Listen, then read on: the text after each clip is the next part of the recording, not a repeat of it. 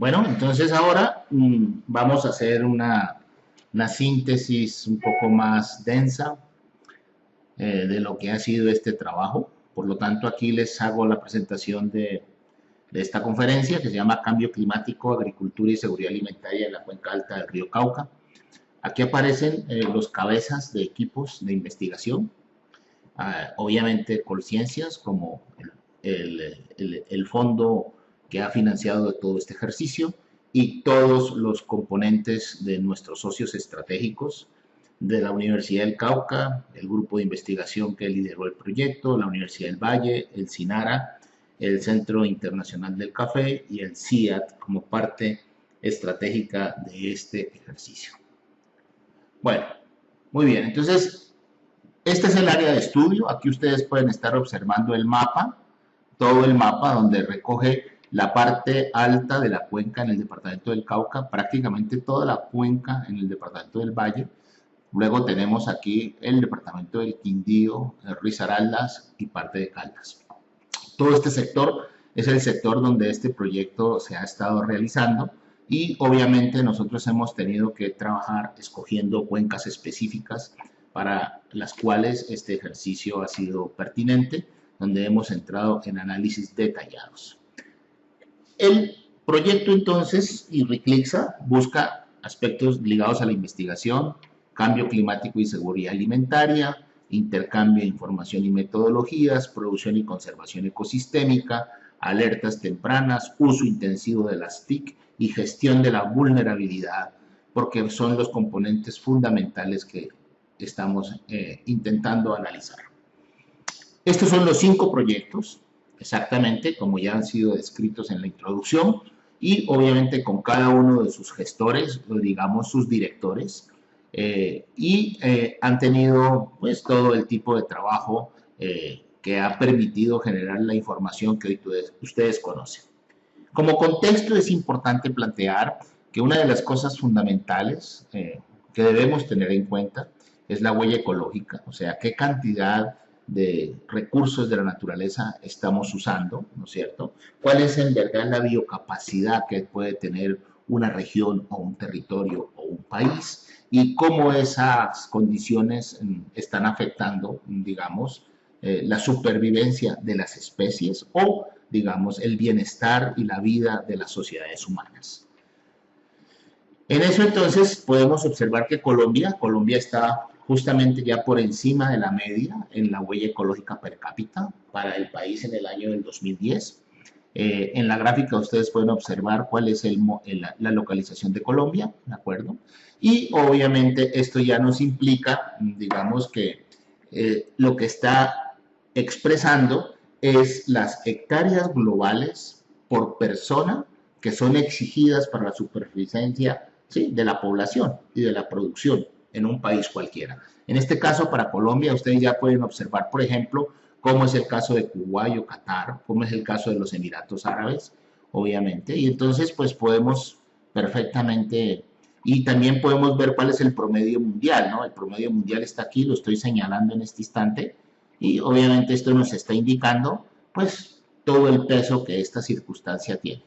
En ese contexto entonces hay componentes que son fundamentales, y específicamente para este proyecto, como han sido el cambio climático, la pérdida de biodiversidad y el ciclo del carbono. Obviamente también unido al ciclo del nitrógeno, por favor, dije, ciclo del nitrógeno, también tenemos el ciclo del fósforo. Estos porque están asociados a los sistemas productivos, a la utilización de insumos para aumentar la producción agrícola, la pérdida de diversidad por los procesos de apropiación y de pérdida que se está generando a través de la conversión de suelos forestales en suelos agrícolas o la pérdida de las zonas de páramo que también están siendo utilizadas de forma intensiva cada día más. Y finalmente, pues todo esto se refleja en los efectos de cambio climático y nos altera los límites seguros para la vida en la Tierra. Colombia, pues entonces es uno de los países más sensibles a estos cambios.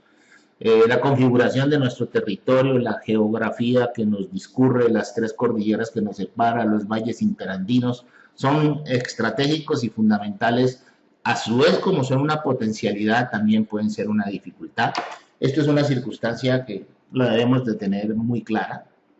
Entre el 2010 y el 2011, Colombia pues registró sus circunstancias de emergencias más importantes.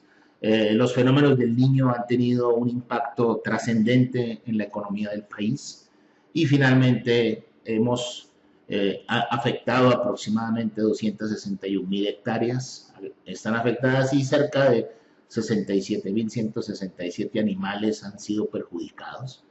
Bueno, se han registrado casi 4.000 incendios forestales, ¿sí? Y hemos afectado más de 100.000 hectáreas. Esto es más o menos un contexto genérico y amplio que nos permite entender estas características. En otras palabras, no adaptarnos a estos fenómenos, a estos cambios, implicaría que el Producto Interno Bruto de Colombia cada año fuera de 0.49% menor. Esto es el equivalente a tener cada 4 años una ola invernal como la que nos afectó de la Niña del 2010 al 2011.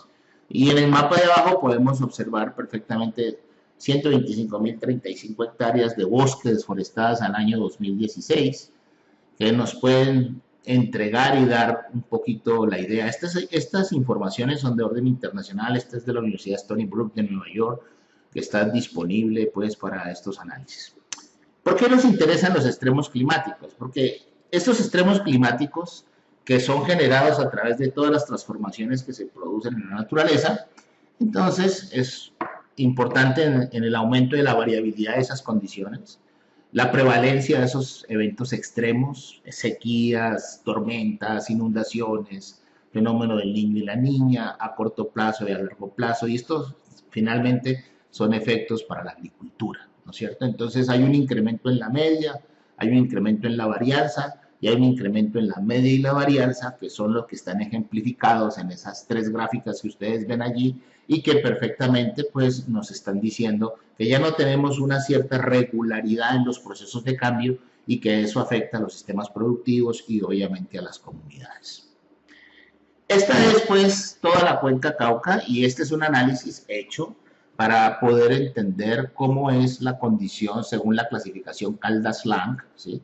De las condiciones climáticas de lo que se espera para esta cuenca a lo largo de los próximos años, ¿no es cierto? Entonces esto es hecho en el año 2012, como ustedes pueden observar en el Valle del Cauca y en la zona baja de la cuenca del Cauca se observa una tendencia hacia la aridez, ¿no es cierto? Tenemos entre un clima semiárido, cálido húmedo y cálido árido, ¿no es cierto? Que cada día, como vamos a observar, se puede ir creciendo. Esta clasificación, pues aquí como la pueden observar, pues es un poco más detallada en esta gráfica. Esto es la clasificación de Caldas-Lang para el año 2012. La clasificación de LAN utiliza la precipitación anual en milímetros y la temperatura media anual en grados centígrados. Los dos parámetros se relacionan mediante el cociente entre la precipitación y la temperatura. Eso es llamado el factor LAN y se obtienen 6 clases de climas. Por eso es importante que ustedes los miren allí, o sea, el desértico, el árido, el semiárido, el semihúmedo, el húmedo y el superhúmedo. Lo importante de esto es que pues recogemos también la variación en altitudinal a través de la clasificación que hizo Caldas y bueno, entonces de esta forma estamos utilizando los resultados de un científico nuestro con respecto a estos procesos. Aquí pueden ver el cambio desde 1971 hasta la proyección que se hace al 2100 de lo que pueden ser los cambios con respecto a estos análisis de temperatura, precipitación y humedad para la cuenca en cuestión. Se esperaría que las proyecciones muestran que sobre el 71 al 2071, que son 100 años posteriores, pues ustedes pueden ver cómo ha ido cambiando la parte central de la cuenca, cómo aumenta el clima árido y semiárido con respecto a 1971 y cómo la transformación se ha ido dando. Entre el 2040 y el 2071 es donde se no ven notar la mayor cantidad de los cambios y estos cambios están asociados no solamente a la precipitación, sino a la humedad, a la transpiración, a la pérdida de coberturas, a los usos intensivos del suelo que se están dando, a las pérdidas de las zonas altas en las zonas húmedas de las zonas andinas. Entonces, esto es otro análisis que nos puede mostrar la deficiencia,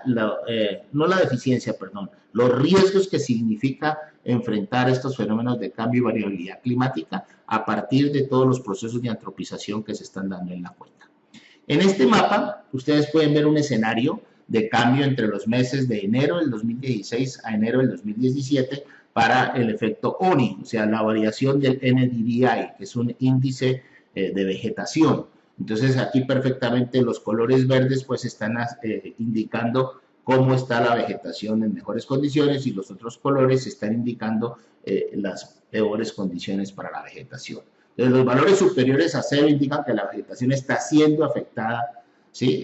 Directamente, pues, de forma negativa por algún factor climático. Valores menores de 0 indican una mejora en la cantidad y calidad del desarrollo de la vegetación. Si ustedes se pueden dar cuenta, entonces solamente el verde oscuro y el verde claro son los que presentan esa condición con respecto a los otros valores que ustedes están observando allí. Entonces, estos son escenarios de cambio basados en el índice de vegetación de MODIS, ¿sí? Y una imagen que pronostica mediante estimaciones de valores para el fenómeno del ONI, o sea, el fenómeno del Niño, para episodios cálidos y episodios fríos. Esto está hecho para la cuenca alta del río Cauca, donde estamos trabajando en Riclixa. ¿De acuerdo? Entonces, aquí podemos ver con un ONI cálido y con un ONI frío estos índices de estrés hídrico que nos permiten ver, obviamente, cómo se ve afectada toda la cuenca a lo largo de estos procesos de cambio. Y esto me permite ver el impacto del fenómeno del Niño en la cuenca alta del río Cauca. Este es un análisis del 14 al 15 para el reconocimiento de las zonas con mayor impacto. O sea, las zonas con mayor impacto son las zonas que están de color rojo, obviamente. Entonces, por ejemplo, ven el departamento del Cauca, prácticamente toda la meseta, y hacia la zona del departamento del Valle, todo lo que es el piedemonte de la cordillera central, vertiente occidental, y casi eso mismo para la zona del Quindío, ¿sí? Para la zona de Armenia, por ejemplo, y parte de Caldas y Quindío. De manera que esto aquí estamos viendo. Bueno, muy bien. Con todos estos procesos, ¿qué es lo que nos interesa? Como ya les mostré con anterioridad, generar reportes, generar componentes que nos permitan dar servicios agroclimatológicos para establecer herramientas que puedan ser utilizadas por los agricultores, que sea un trabajo que dispone el Estado para todos los agricultores y no que aquellos que tengan más recursos tengan la forma de conocer la información y otros no. De manera que esto es una especie de un esfuerzo de homogenización con respecto a la información y disponibilidad de la misma para toma de decisiones informadas con respecto a los procesos productivos, ¿sí? Que se pueden estar presentando en una cuenca. Entonces aquí, por ejemplo, los boletines de los cuales del servicio agroclimatológico que tiene Riclixa, un boletín diario del clima, pero también podemos tener un boletín semanal del clima, ¿no es cierto? Y obviamente con eso, ¿qué es lo que nos interesa? Con eso se nos interesa encontrar cuál es la producción, ¿sí? La reducción en la producción con respecto a la lluvia y con respecto a la temperatura, que son los dos factores fundamentales que están incidiendo en el rendimiento de los cultivos, o que definen las condiciones de agua, temperatura y carbono para los sitios en los que estamos trabajando. Para este ejercicio Riclixa, con Cenicafé, montó las primeras torres de Edicovariance en Colombia. Estas torres de Edicovariance, como ustedes las están observando, están puestas sobre un cultivo de café. El objeto de este ejercicio era poder determinar cuáles eran los flujos de vapor de agua y de carbono sobre los cultivos, y también se hizo sobre maíz y sobre no solamente café, sino a otros tipos de alternancias. ¿Cuál es la importancia de esto? Es una tesis que por primera vez se hace en Colombia, se parametriza los ejercicios, sale una tesis doctoral de un estudiante de la Universidad del Cauca, se llama Ángela Castaño, bajo la dirección del doctor Néstor Riaño, con quien se hizo todo el montaje y toda la concepción de este proyecto. Hoy ya el doctor Riaño no se encuentra en Cenicafé, pero este ejercicio fue concebido, estructurado, escrito y sustentado con el apoyo sustancial del doctor Néstor Riaño, y la tesis que hoy ya está entregada para sustentación de su estudiante Ángela Castaño, pues es el resultado total de la parametrización de estos datos. Como ustedes pueden ver, aquí se aplicó toda la ingeniería telemática para poder recoger esta información, transmitirla, almacenarla, tenerla y procesarla. La estudiante hizo su estancia en la Universidad de Washington para el procesamiento y tratamiento de la información. De manera que aquí está la estación climatológica de Ecovariance, con todos los procesos y con toda la estructura montada. La señorita que ustedes están viendo ahí es Ángela Castaño, y este ejercicio se hizo en la zona de Paraguaycito, en la zona cerca de Cenicafé. Bueno, aquí están viendo ustedes los resultados, algunos resultados, por ejemplo, de intercambio neto de carbono, ¿sí? A través del día en dos tipos de agroecosistemas. Entonces, y en el día y la noche, y aquí está la evapotranspiración del cultivo, la energía utilizada. Todos estos datos pues se pueden lograr porque la medición es constante y seguida y se pueden procesar. Bueno, unido a esto, hay otra serie de ejercicios que nosotros estamos haciendo y que son los cambios en las coberturas. Por lo tanto, esos cambios en las coberturas nos permiten ver cómo la cuenca está siendo alterada, cómo la cuenca ha ido cambiando o perdiendo algunos tipos de coberturas. Y ese análisis se ha hecho desde el punto de vista multitemporal entre 1999 y tenemos 2015. Realmente esto estaba hecho en 2015, hoy ya tenemos al 2017 los análisis hechos. Esto es un detalle, los que ustedes están viendo en rojo son los cambios en los que ha habido pérdida, los verdes es lo que se ha conservado y los amarillos es los que están en transición, que posiblemente pueden estar asociados a cultivos, digamos, que están siendo cambiados o que tienen un periodo de duración entre la duración y su recolección. Esos cambios asociados también hemos hecho los análisis con respecto a los páramos, ¿de acuerdo? Este es el Valle del Cauca, estas son las principales ciudades de la zona del Valle, y esto es todo lo de la Cordillera Central, en donde están viendo en rojo, pues obviamente ¿qué son? Son los páramos en la Cordillera Central que están siendo afectados, y lo que está haciendo en amarillo, pues son los que están en procesos de cambio. Aquí ya pueden observar los detalles, todos estos detalles están cuantificados, con valores, con números, con hectáreas, con niveles de afectación absolutamente, completamente estructurado. Hacia la parte norte, pues ustedes miren cómo es el Valle del Cauca. Todo lo que está en rojo es que está en proceso de cambio, ¿no es cierto? Creo que aquí hay una imagen mucho más detallada, donde ustedes pueden perfectamente ver cómo ha sido el cambio. Estos bloques son espacios de ciudades, ¿no es cierto?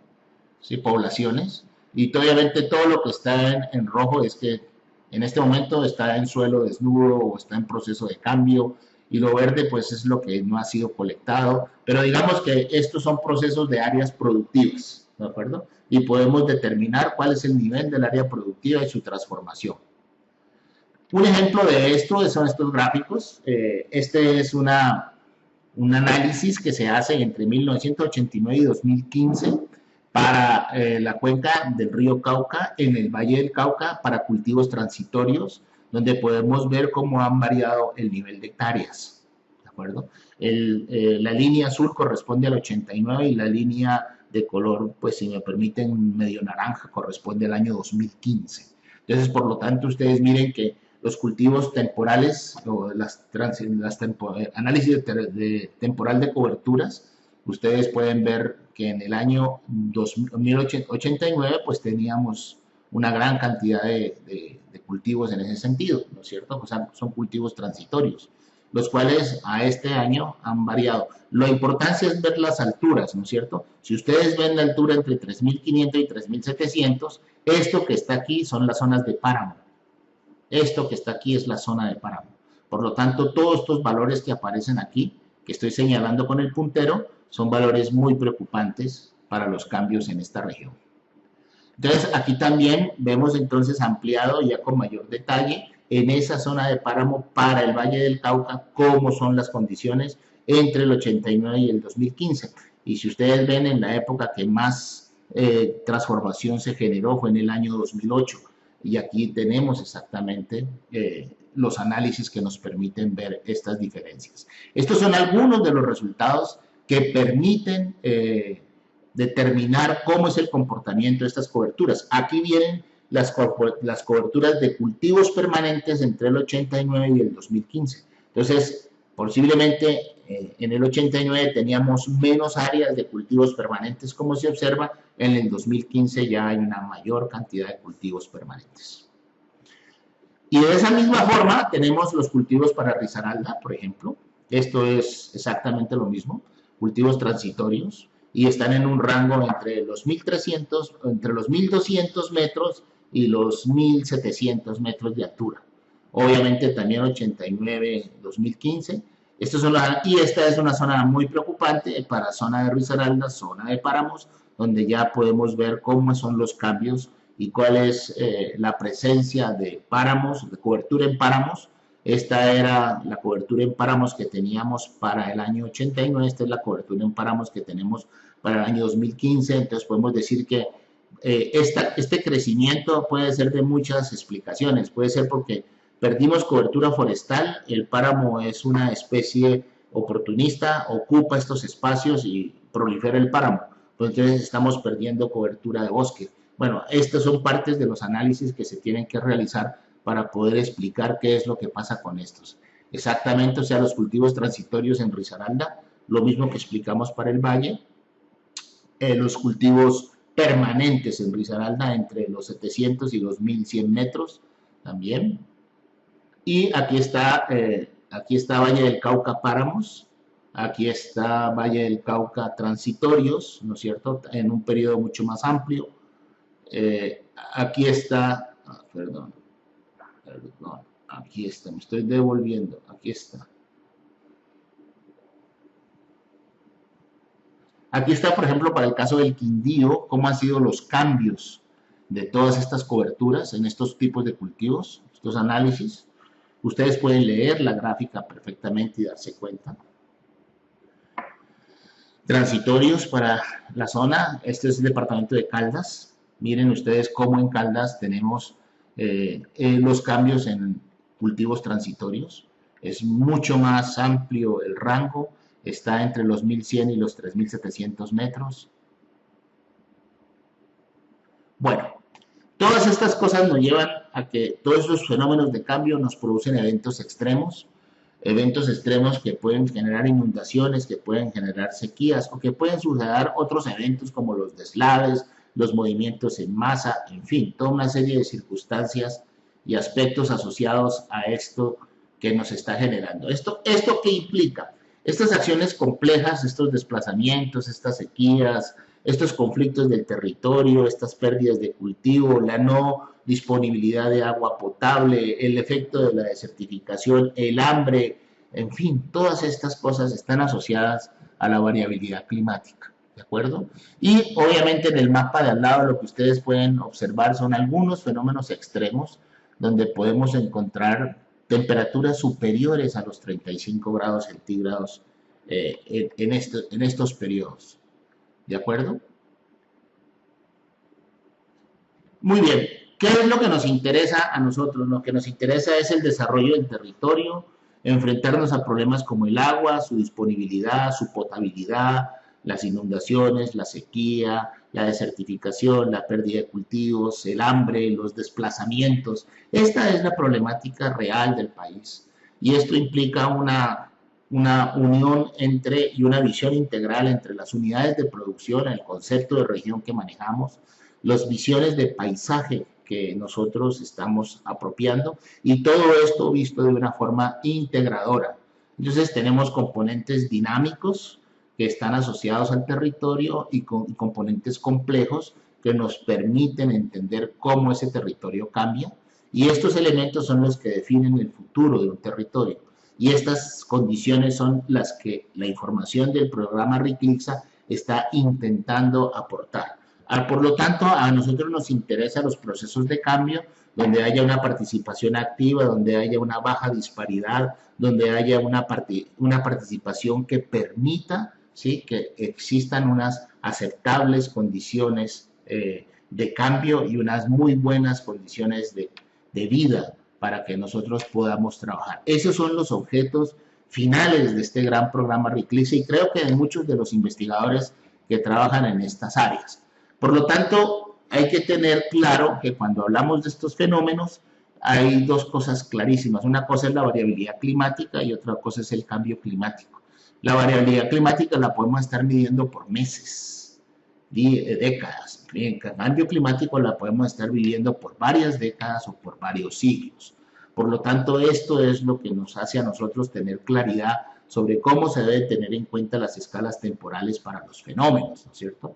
Entonces, una cosa es la predictibilidad climática de 3 a 6 meses y otra cosa es el cambio climático, el calentamiento global y los procesos físicos que están asociados a estos fenómenos. Por lo tanto, entonces, analizar estas anomalías, estas relaciones con el agua, con los cultivos, con el riesgo, es lo que nos ha interesado sobremanera en este ejercicio y poder articular lo que son las microescalas, las mesoescalas y las macroescalas con respecto a información climatológica que nos permita poder determinar anomalías en el sistema, que nos permita determinar eventos convectivos, heladas, sequías, ver la distribución de ese riesgo, poder analizar esos impactos y darles las respuestas que se requieren y poder entonces hacer una gestión de los riesgos climáticos para poder adaptarnos en el sistema en el que nos encontremos. Estos análisis se hacen a través de macroescala con imágenes satelitales, se hacen a través del procesamiento de imágenes GOES con altísimo nivel de resolución, son satélites climáticos, nos permiten hacer la extracción de datos de perfiles, proyectar esos perfiles sobre un área específica, hacer la segmentación de las nubes y poder determinar en Colombia qué tanto está lloviendo, cuáles son las nubes más cargadas, a qué altura se encuentran. Y poder, por ejemplo, asociar tanto las macroescalas y las mesoescalas en los procesos de servicio y en los procesos de investigación. Entonces, todas estas actividades son las que nosotros estamos desarrollando, hemos venido desarrollando y queremos con todo ello poder tener incidencia en el suroccidente de Colombia, poder generar alertas tempranas para precipitaciones y crecientes súbitas. Este es un ejemplo muy interesante en Cali, por ejemplo, el acople de las estaciones climatológicas de Cenicaña con las estaciones GOES, ¿no es cierto? Este es un análisis de un transecto de un lugar de precipitación entre Huachené y Viterbo, ¿no es cierto? Que podemos perfectamente ver cómo es el comportamiento en el Valle del Cauca, ¿sí? Y poder hacer con todo esto análisis de la vulnerabilidad de cada subsector. Por ejemplo, aquí estamos hablando para el caso de la caña y del café, donde se determina la capacidad de adaptación, su exposición, su sensibilidad, su vulnerabilidad. Este es un trabajo hecho con el CIA, financiado también con cooperación internacional, ¿no es cierto?, que nos permite hacer indicadores desagregados por municipio, conocer los cultivos que tienen mayor o menor vulnerabilidad y los municipios y departamentos con mayor o menor vulnerabilidad. Nos permite hacer mapas como estos de la cuenca, donde podemos estar viendo la sensibilidad y capacidad adaptativa de los sistemas productivos, ¿no es cierto? Este es el caso del café para la cuenca, este es el caso de la caña de azúcar también para esta cuenca, ¿no es cierto? Este es el caso del cacao, ¿sí? Donde estamos viendo para la cuenca alta del Cauca la vulnerabilidad exactamente. Aquí estamos viendo la caña de azúcar y el frijol, su vulnerabilidad, cuáles son las zonas más vulnerables y cuáles no, y la vulnerabilidad de todos los cultivos para toda la cuenca. ¿De acuerdo? Entonces esto ya, ahora, una vez visto eso, es cuál es la actitud climática, o sea, cuáles los mejores sitios para cultivar, qué cosas, cuáles tienen más aptitud y cuáles tienen menos aptitud climática, ¿no es cierto? Entonces esta es la condición actual al 2030 y al 2050. Esto es para la cuenca alta del Cauca. Todos estos son productos de este ejercicio que se ha hecho y se ha analizado para poder nosotros tener, este es el caso para el café, estos mapas, ¿no es cierto? Este es el caso que estamos viendo del cacao, café, plátano, papa en la zona alta, en la cordillera, frijol, ¿no es cierto? Y entonces todas estas actividades hay que realizar un conjunto de actividades con las comunidades para reducir la vulnerabilidad del sector agrícola, entonces cultivos bajo cubierta, barreras protectoras, diversificación de cultivos, regeneración del paisaje, donde las mujeres cumplen un papel fundamental en estos ejercicios. En ese sentido, en este mapa ustedes pueden observar cómo es la vulnerabilidad, exposición y sensibilidad y capacidad adaptativa por departamentos. Entonces aquí estamos viendo pues qué departamento puede ser más vulnerable, cuál está más expuesto, cuál es más sensible y cuál es la capacidad adaptativa de estos departamentos, ¿no es cierto? Eso es lo que este gráfico está representando después de un ejercicio. Y aquí son los municipios con vulnerabilidad más baja en la cuenca alta del río Cauca. Estos son los municipios con vulnerabilidad más baja. Estos son los municipios con vulnerabilidad más alta. Esta es, digamos, la vulnerabilidad, exposición y capacidad adaptativa a nivel de toda la cuenca, ¿no es cierto? El departamento más vulnerable, Caldas y Cauca, los departamentos menos vulnerables, Risaralda, el cultivo más vulnerable, caña de azúcar, café, caña de azúcar para el Quindío, para Risaralda, el Cauca, el plátano, para Caldas, la caña de azúcar, ¿no es cierto? Y finalmente, entonces, la aptitud climática de los cultivos en el futuro, esto es lo que tenemos, el cultivo tales como el café, el maíz y la papa, disminuyen su porcentaje de aptitud climática, ¿no es cierto? Ese es uno de los temas fundamentales. Tenemos que ver todos estos procesos de cambio y cobertura, qué está pasando con respecto con las áreas naturales y de conservación. Esta es la intencionalidad de este ejercicio, ver dónde están las áreas naturales, ¿no es cierto? Y generar un conjunto de recomendaciones de política pública para el sector agrícola a nivel nacional, a nivel regional, a nivel gremial, ¿no es cierto? Estos ejercicios se hicieron a través de un proyecto complementario al de RICLICSA que se denominó AVA. Lo realizó el mismo equipo de trabajo, se hizo con cooperación inglesa y se hizo para estudiar la vulnerabilidad de la cuenca alta del río Cauca.